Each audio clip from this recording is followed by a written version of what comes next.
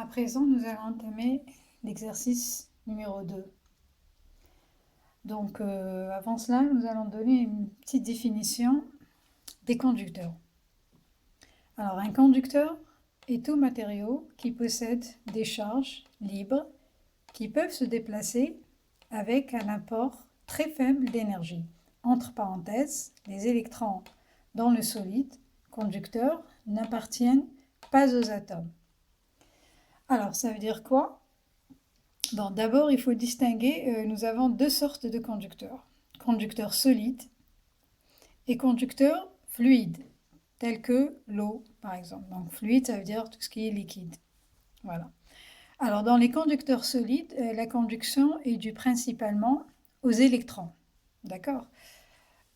Tandis que dans les conducteurs fluides, la conduction est due au déplacement des ions.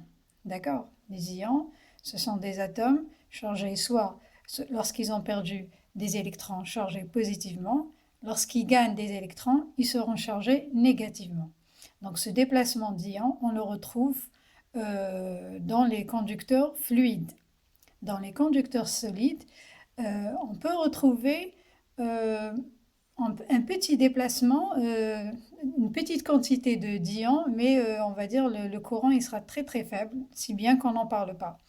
À cause, donc, le solide, il est compact, il ne permet pas ce déplacement. L'électron, il est tout petit, il peut se déplacer, et c'est pour cette raison, les conducteurs solides, leur conduction est principalement due à ce déplacement des électrons. Voilà. Donc, bon, on peut citer juste là brièvement, parce que ce n'est pas le but du sujet. Alors, dans la conduction pardon, dans l'eau, elle est due principalement au proton. D'accord? C'est l'ion H+. Voilà, juste pour ce. Voilà, c'est au passage. Alors maintenant, qu'est-ce que j'ai dit? Alors, j'ai dit ici que les électrons dans la conduction des électrons dans le conducteur solide n'appartiennent pas aux atomes. C'est-à-dire, nous avons donc, j'ai schématisé ici donc les atomes vont constituer de noyaux positifs, voilà, à cause de protons. Les électrons liés, donc ce sera comme ça, de bas, voilà, ça dépend, bon, j'ai donné un cas comme ça, mais tout dépend du nombre Z. On remplit donc les couches électroniques, comme vous l'avez vu en chimie, donc première couche avec la règle de Zen carré. Alors donc vous avez des paires d'électrons suivant cette règle. Voilà. Donc, alors ici j'ai mis des points. Voilà, des points roses. Voilà.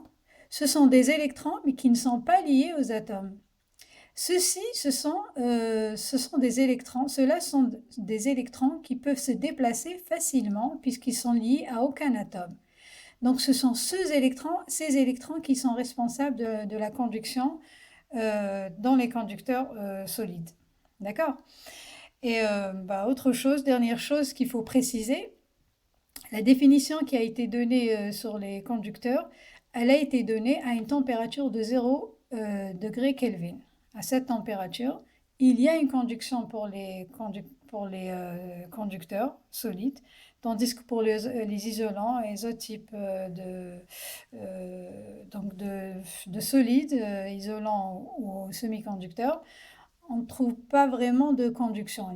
C'est-à-dire, bon, peut-être très faible, mais pour les semi-conducteurs, pratiquement rien du tout.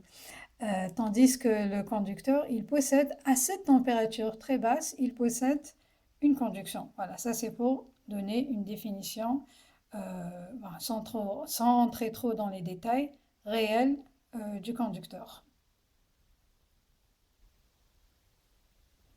Alors, autre définition que je donne souvent,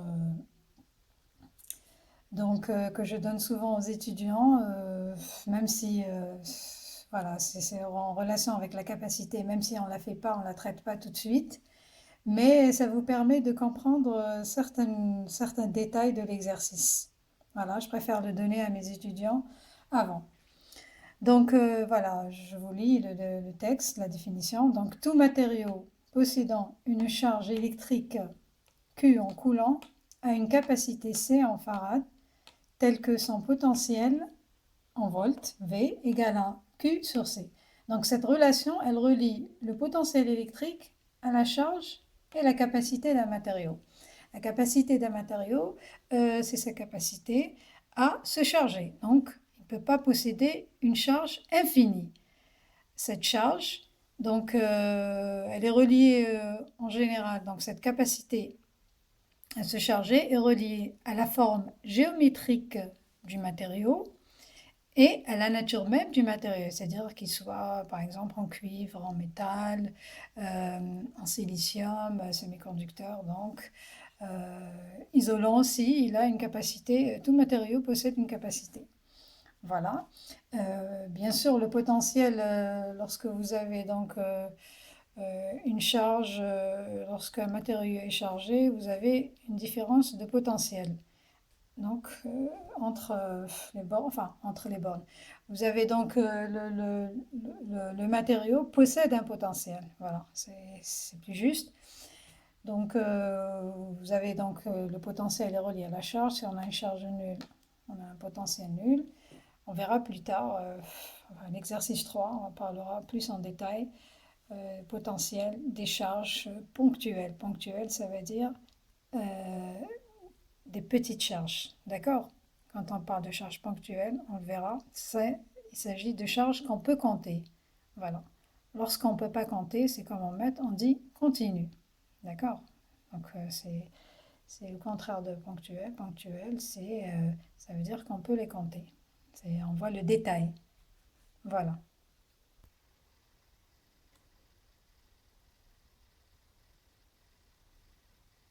Donc ici, vous avez l'énoncé de l'exercice numéro 2, comme vous le voyez.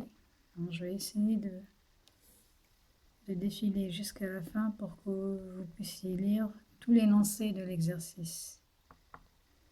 Voilà.